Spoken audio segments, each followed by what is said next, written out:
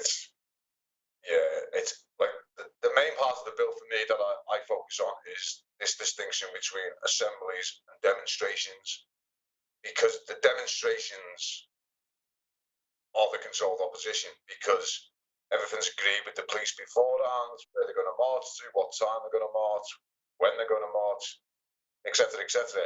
Whereas with grassroots protest, which could be anything, anywhere around the country, is nation state protest in a sense, because it's issues that involves local democracy. And what we found during the anti-fracking movement with the quadrilla protest was there was controlled opposition, which for me is the corporate state, and they speak to the police, have negotiations with the police, how they're going to protest, they're not going to disrupt, etc., etc. But on the same hand, like outcasting grassroots campaigners who don't want to protest in that way, they want to protest as their alienable right, however that may be. But these people would also, at the same time, like, you know, putting discourse out there saying ambulance routes were getting blocked, etc. And that was to turn the local community against the grassroots campaigners.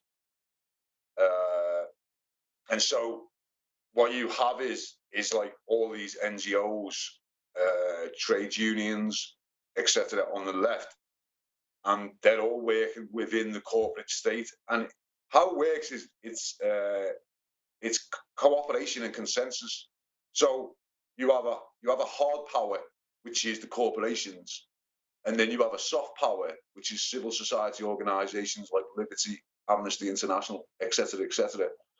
And over the years, throughout this neoliberal system, we've had this corporate system.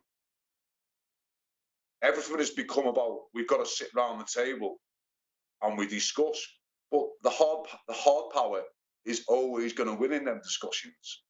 And so what you have now is like organisations like Extinction Rebellion, for instance.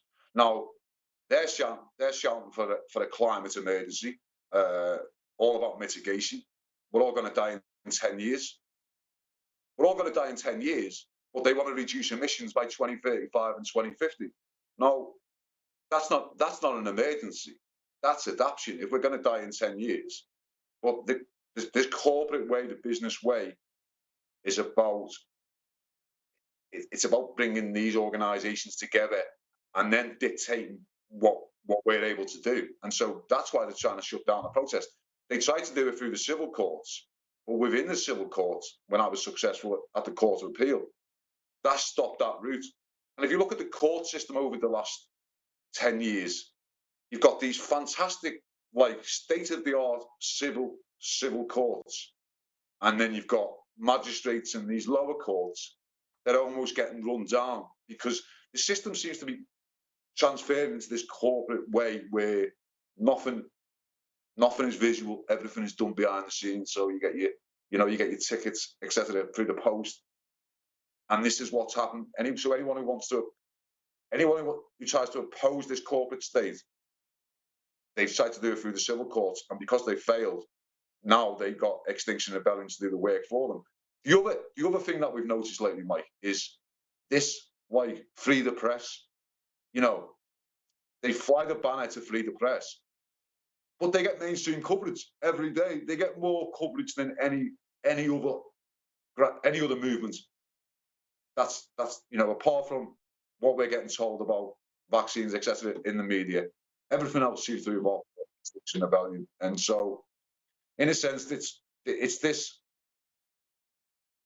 almost preparing us in a way where there's no opposition and the corporates take over. And so MPs who are going to be voting on this on Monday, they need to ask themselves, especially on the backbenches, because the front benches is just corporations. So the backbenches need to be saying to themselves, hang on, these corporates are getting bigger than the nation state. And actually what will happen eventually is even their wealth is not secure, because corporate wealth just wants more corporate wealth and more corporate wealth. So it's best. Sorry, Joe. On Monday they're going to have the third hearing of the bill, and if that's voted through, it's going to go to the House of Lords. I haven't heard yet whether the House of Lords has any ideas for amendments for it, but even so, the point is that this is really the last opportunity for people to get involved, to get engaged with their MPs, and make it clear to them their MPs how they feel about this, and try to get the thing stopped. Yeah, that's. I mean, I've seen some like stuff on social media where some of the Labour Party MPs, backbenchers, are saying, support these amendments and support them amendments. But I'm not seeing anyone saying we're not we're not supporting this joining up of everyone within agreed protest, managed protest, because once it becomes managed protest, in connection with the Covert Human Intelligence Services Act, then the establishment or the corporate state can just lead every movement and legally do that. So while we have grassroots protest, we haven't got leaders. But as soon as we have all demonstrations managed, then the corporate state just automatically controls all the protests, and only the protest that the corporate state wants on the TV or wants to promote will be there. That'll be it. Yes. Joe, one question. Joe, one of the big concerns, a lot of people were looking at this legislation early on, were saying that it gives the state power to fine or to punish anybody that falls out of that controlled demonstration framework that you just described there. So in a way, by using power of the state in terms of fines and enforcement, they can really sort of eliminate any sort of organic assembly, and using those mechanisms in order to sort of intimidate people, if you will, from being somehow caught through this arbitrary bit of legislation, deemed to be out of line, basically. I mean, what are your thoughts on that part? Well, yeah, because when obviously I challenged INEOS at the High Court and then the Royal Court of Justice, there was not one NGO or one trade unions or anything who put their head above the parapet. None of them. The only organisation that did was Friends of the Earth right at the end. But that was when, like 3 weeks before the appeal hearing. So all these organisations were just silent, and they were also silent before this bill came to its second reading until the Labour Party abstained on the vote. So that shows me, especially from the first time when it was such a big issue then. I mean, the top human rights lawyers in this country, I had Julian Assange's lawyer, I had the top human rights lawyer in this country, I had the top international and public law lawyer, and all of them were saying they'd never seen anything like this, injunction that was getting put in place, because it was preemptive.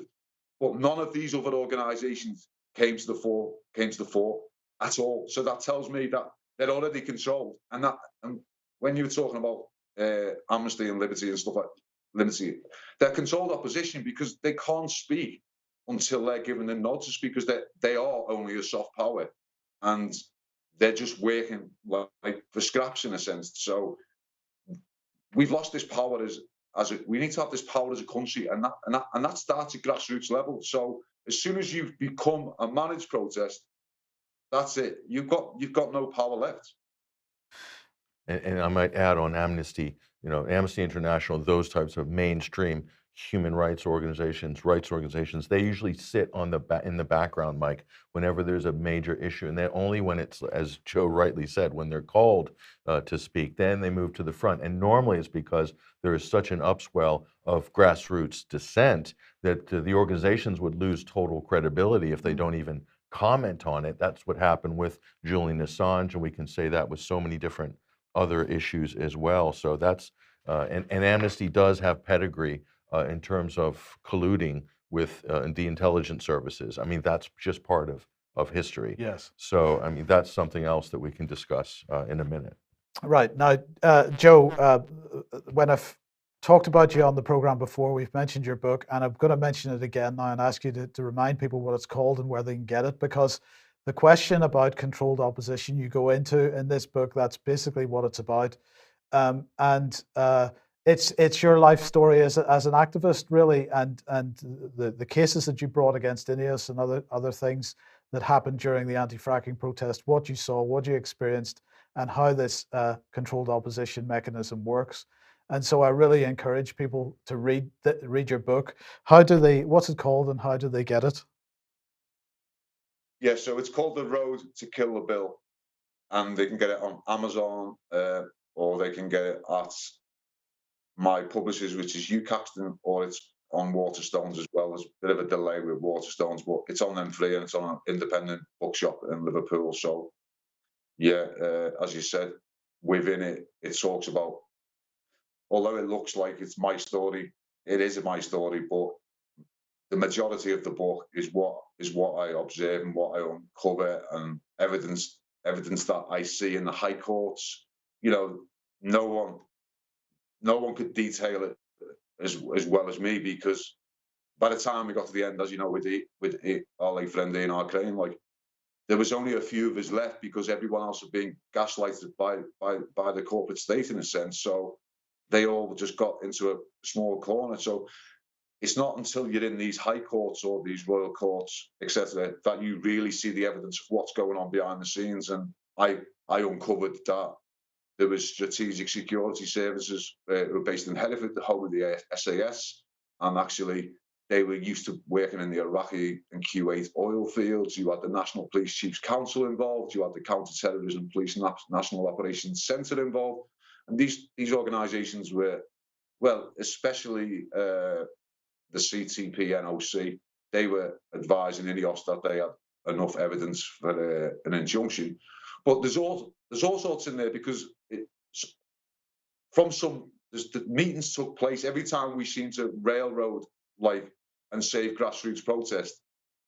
Strategic security services behind the scenes were working on another plan straight away, and then we'd have to stop that. And we must have stopped strategic plans maybe 3, 4, 5 times throughout it. And it's all in the book, and so it's compelling. I mean, it's what I learned and observed in the best part of 6 years.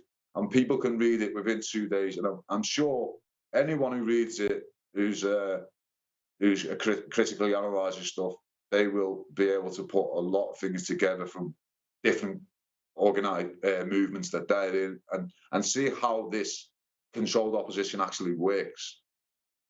Okay, Joe Boyd, thank you very much for joining us today once again. And we'll see what happens on Monday, but I would just urge as many people as possible. You might want to speak to your MP in the meantime.